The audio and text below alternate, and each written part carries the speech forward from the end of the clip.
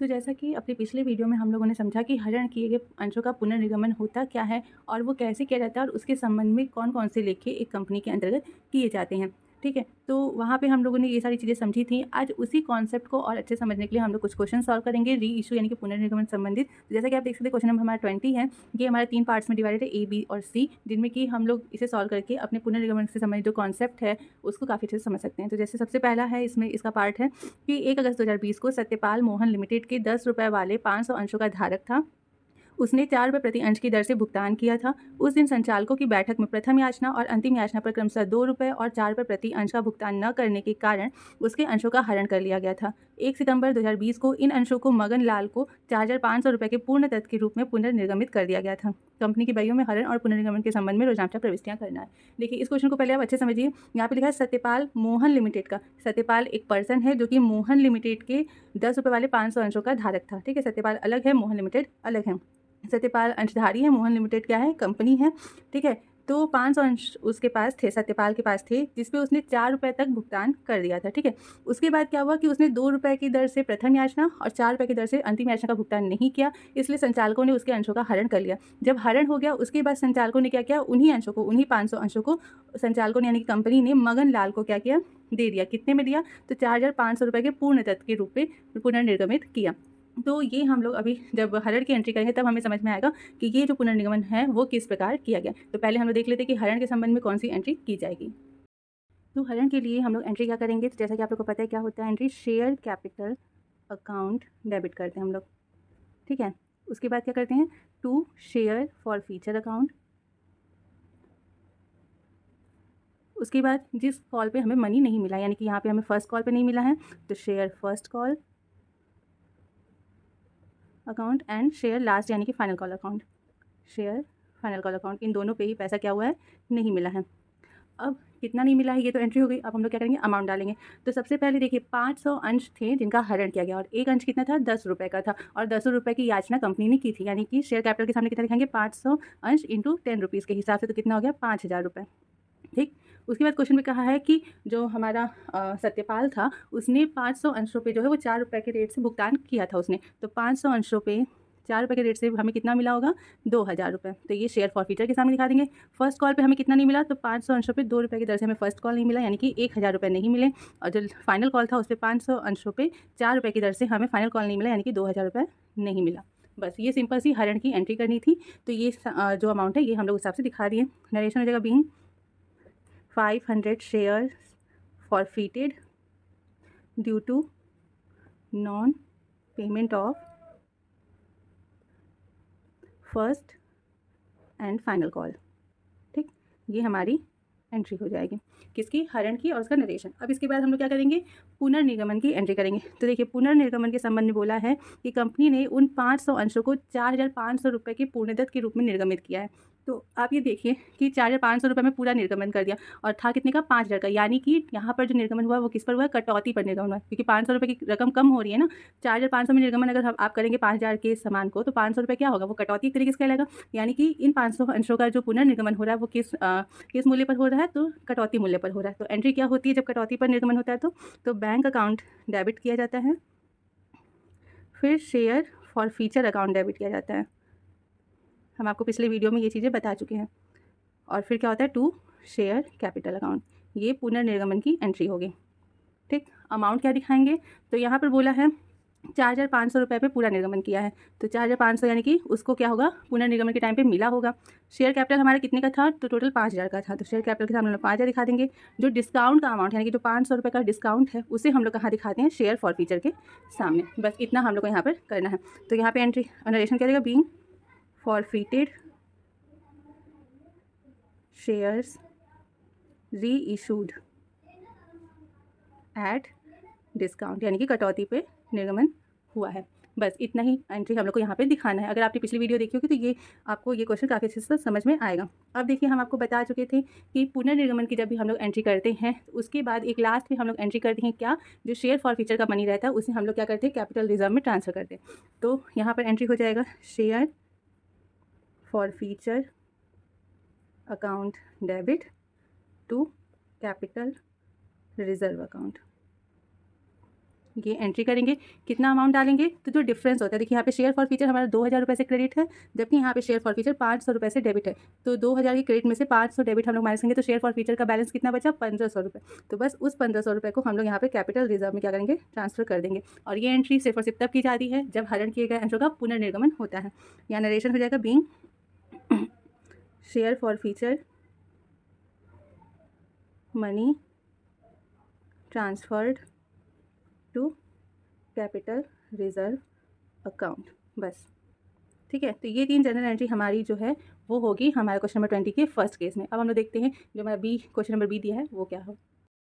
तो क्वेश्चन है कि हीरो लिमिटेड ने 20 रुपये वाले 100 पूर्णदत्त अंशों का हरण किया, जिन पर प्रथम याचना पर 3 रुपये प्रति अंश तथा अंतिम याचना पर 5 रुपये प्रति अंश प्राप्त नहीं हुआ था। इन अंशों में से 60 अंशों को 15 रुपये प्रति अंश पूर्णदत्त अंशों में पुनः निर्गमन कर दिया। आवश्यक रोजांशा प्रविष्टियां करना है। तो यहाँ पर ये आप ध्यान दीजिए कि 100 अंशों को क्या किया था, हरण किया गया है, लेकिन पुनर्निर्गमन जो हुआ है वो कितने अंशों का हुआ है, सिर्फ और सिर्फ 60 अंशों का। तो इस क्वेश्चन में भी हमें सिर्फ और सिर्फ क्या करनी है, हरण और पुनर्निर्गमन की एंट्री करनी है। तो आइए इसे भी देख लेते हैं। तो यहाँ पर भी सबसे पहले हम लोग कौन सी एंट्री करेंगे, हरण होने की। तो हरण होने की एंट्री क्या हो जाएगी, सिंपल सी शेयर कैपिटल अकाउंट डेबिट करेंगे, टू शेयर फॉर फीचर करेंगे, forfeiture account, to share first call, क्योंकि फर्स्ट कॉल पे मनी नहीं मिली है, एंड फाइनल कॉल पे भी नहीं मिली, तो टू शेयर फाइनल कॉल। ठीक, ये हो गई अंशों की हरण की जनरल एंट्री। अब हम लोग अमाउंट क्या दिखाएंगे, तो 100 अंशों का हरण हुआ है और एक अंश का मूल्य था 10 रुपये और कंपनी ने पूरे 10 रुपये मांगे भी थे। तो उस हिसाब से कितना हो गया टोटल, तो सॉरी एक अंश का मूल्य था 20 रुपये, तो उस हिसाब से टोटल कितना हो गया, 2000 रुपये। ठीक है, उसके बाद बोला है कि हमें 3 रुपये प्रति अंश प्रथम याचना पर नहीं मिला, तो इन 100 अंशों पे 3 रुपये के हिसाब से कितना हो गया, 300 रुपये हमें फर्स्ट कॉल पे नहीं मिला, और फिर बोला है कि 5 रुपये प्रति अंश हमें लास्ट कॉल पे नहीं मिला, यानी कि 500 रुपये हमें फाइनल कॉल पे नहीं मिला है। अब कितना मिला है इसके बारे में हमें क्वेश्चन में नहीं कहा है, ये हमें अपने से समझना होगा कि देखिए 20 रुपये मांगे गए थे, जिसमें से कि 3 रुपये फर्स्ट कॉल और 5 रुपये फाइनल कॉल, यानी कि टोटल कितना हो गया, 8 रुपये। 8 रुपये नहीं मिले हैं, तो 20 में से 8 नहीं मिला तो कितना मिला होगा, 12 रुपये मिले होंगे। तो यहाँ पर क्या हो जाएगा कि इन 100 अंशों पे 12 रुपये मिले हैं, तो टोटल कितना हो गया, 1200 रुपये जो है वो हम लोग शेयर फॉर फीचर के सामने दिखा देंगे। ठीक है, क्योंकि यहाँ पे हमें कितना रुपये मिला था ये नहीं पता था, इसलिए हमें पहले जो नहीं मिला उसे हमने दिखाया है। तो ये हो गई जनरल एंट्री, सिंपल सी। नरेशन वही हो जाएगा, being 100 shares forfeited due to non payment of first and final call. ठीक, ये हो गई हरण होने की एंट्री। उसके बाद क्या हो रहा है कि इसको री इशू कर रहा है। री इशू कितने शेयर्स हो रहे हैं, 60 अंश जो है वो री इशू हो रहे हैं, और हमें बताया है क्वेश्चन में कि 15 रुपये प्रति अंश की दर से री इशू हो रहा है, और एक अंश हमारा पहले का था कितने का, 20 रुपये का, यानी कि यहाँ पर भी जो हो रहा है वो डिस्काउंट पे री इशू हो रहा है। 20 रुपये के सामान को हम 15 रुपये की दर से अगर बेचेंगे तो 5 रुपये का जो अंतर है वो क्या हो रहा है, डिस्काउंट। तो ये डिस्काउंट पे री इशू हो रहा है, तो सेम एंट्री होगी पिछले क्वेश्चन की तरह, bank account debit share forfeiture account debit करेंगे, टू शेयर कैपिटल अकाउंट। ये री इशू की एंट्री हो जाएगी। हालांकि यहाँ पे अमाउंट में डिफरेंस कैसे होगा, इस वजह से क्योंकि बोला है कि 60 अंश को निर्गमन किया है। तो देखिए 60 अंश का निर्गमन हो रहा है कितने रुपये की दर से, 15 रुपये की दर से, तो कितना हमें टोटल मिलेगा, 900 रुपये पे हम लोग क्या कर रहे हैं, निर्गमन कर रहे हैं।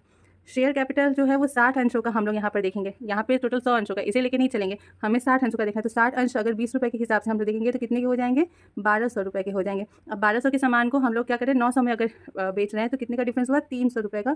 तो ये 300 एक तरीके से आप समझिए 60 अंशों पे 5 रुपये की दर से डिस्काउंट, अगर हम लोग डिस्काउंट पे निर्गमन करें तो कितना रुपये निर्गमन करें, 300 रुपये डिस्काउंट पे निर्गमन हो रहा है।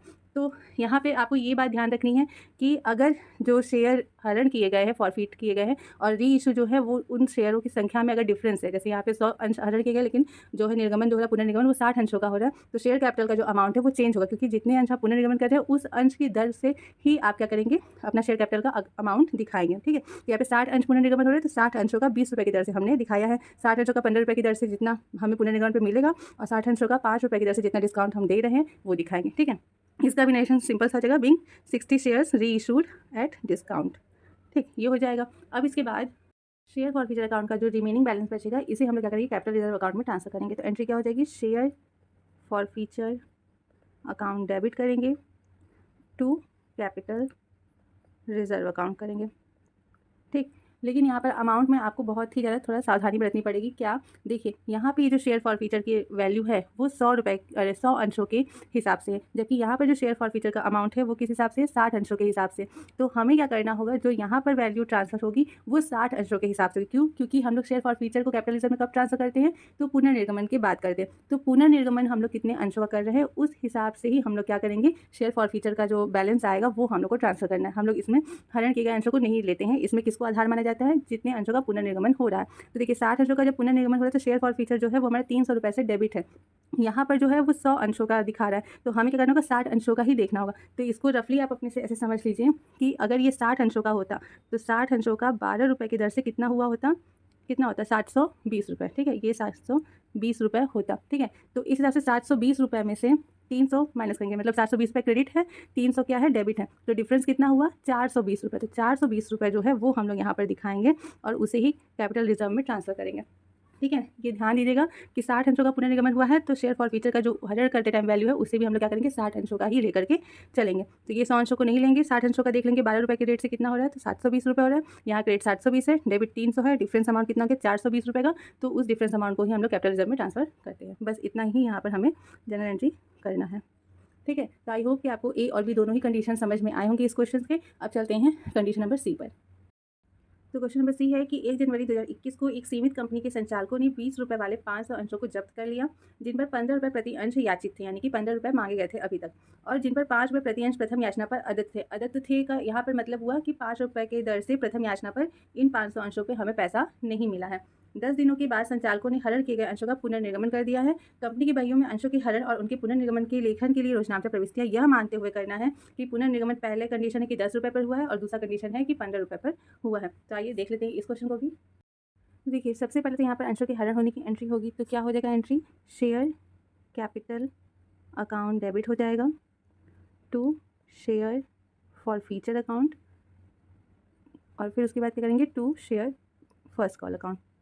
ठीक है, फर्स्ट कॉल का ही मनी हमें नहीं मिला है तो इसे ही हम लोग बस दिखाएंगे। अमाउंट क्या होगा, तो देखिए शेयर कैपिटल में हम लोग क्या दिखाते हैं, जितने अंश हरण किए गए हैं वो, तो 500 अंश हरण किए गए हैं और इनटू क्या करेंगे, जितना रुपये उस पर मांगे गए। तो एक अंश है तो 20 रुपये का, लेकिन कंपनी ने अभी तक सिर्फ और सिर्फ 15 रुपये मांगे हैं, तो यहाँ पर शेयर कैपिटल के सामने हम लोग क्या दिखाएंगे, 15 रुपये ही दिखाएंगे। तो इस हिसाब से शेयर कैपिटल के सामने कितना दिखाया जाएगा, 7,500 रुपये। बोला है कि फर्स्ट कॉल पे हमें 5 रुपये की दर से नहीं मिला है पैसा, तो 500 अंशों पे 5 रुपये की दर से हमें पैसा नहीं मिला है, तो कितना हो गया, 2,500 रुपये हमें नहीं मिला है। तो 15 में से 5 नहीं मिला है, तो यानी कितना रुपये हमें मिला होगा, 10 रुपये। तो जितना मिला है उसे हम लोग शेयर फॉरफीचर के सामने दिखा देंगे। तो कितना मिला है हम लोग को, 5,000 रुपये मिल गए हैं। तो ये तो सिंपल सी जो है फॉरफीचर की एंट्री हो गई। अब इसके बाद हम लोग क्या करेंगे, री इशू की एंट्री। तो री इशू के संबंध में हमें 2 कंडीशन दिए हैं। तो पहला कंडीशन है कि 10 रुपये पर री इशू किया है, तो 10 रुपये पर री इशू किया है। तो देखिए यहाँ पे शेयर कैपिटल का जो वैल्यू है एक शेयर का वो कितना है, 15। हमें ये देख के चलना है कितना मांगा गया है हरण करते टाइम, उसी हिसाब से हम लोग पुनर्निगमन की भी एंट्री करते हैं। तो हरण करते वक्त शेयर कैपिटल में एक शेयर की वैल्यू 15 रुपये है, जबकि पुनर्निगमन के समय बोल रहा है कितना कि 10 रुपये पर निर्गमन कर रहा है, यानी कि 5 रुपये का डिफरेंस हो रहा है, 5 रुपये का डिस्काउंट यानी कटौती हो रहा है। तो यहाँ पर भी जो निर्गमन हो रहा है वो किस पर हो रहा है, कटौती पर निर्गमन हो रहा है। तो एंट्री क्या हो जाएगी, bank account debit share forfeiture account debit to share capital account. ठीक है, तो देखिए टोटल 500 अंशों का ही पुनर्निगमन हो रहा है और एक अंश कितने का था, 15 का था। तो उस हिसाब से हमारे यहाँ पे शेयर कैपिटल 7,500 ही दिखाया जाएगा। जब पुनर्निगमन कर रहा है तो उन 500 अंशों को वो 10 रुपये के रेट से पुनर्निगमन कर रहा है, यानी कि कितना हो गया, 5,000 रुपये हो गया। तो डिफरेंस अमाउंट कितना बचा डिस्काउंट का, 5 रुपये। तो 500 अंशों पे 5 रुपये की दर से डिस्काउंट कितना हो गया, 2,500 रुपये। ठीक, ये हो गई पुनर्निर्गमन की एंट्री। आप ये चीज़ ध्यान रखिएगा कि जितना हमने फॉरफीट करते टाइम कैपिटल का अमाउंट रखा है उसी हिसाब से हम लोग पुनर्निगमन के टाइम में भी देखेंगे। हम लोग को ये ध्यान नहीं देना है कि अंश की रियल वैल्यू क्या थी। ठीक है, तो ये हो गया। अब इसके बाद क्या होगा कि शेयर फॉरफीचर को हम लोग कैपिटल रिजर्व में ट्रांसफ़र करेंगे। तो हो जाएगा share forfeiture account debit to capital reserve account. ठीक है, अब दोनों मतलब कि हरण के टाइम और पुनर्निगम के टाइम अंशों का जो है वो क्वांटिटी वो सेम, यानी कि 500 ही अंश हैं। तो यहाँ पर शेयर फॉरफीचर जो है वो 5,000 से क्रेडिट है, जबकि यहाँ पर शेयर फॉरफीचर जो है वो 2,500 रुपये से डेबिट है। तो डिफरेंस अमाउंट कितना हुआ, 2,500 रुपये का। तो जो डिफरेंस अमाउंट है 2,500 का, उसे हम लोग क्या करेंगे, कैपिटल रिजर्व में ट्रांसफ़र कर देंगे।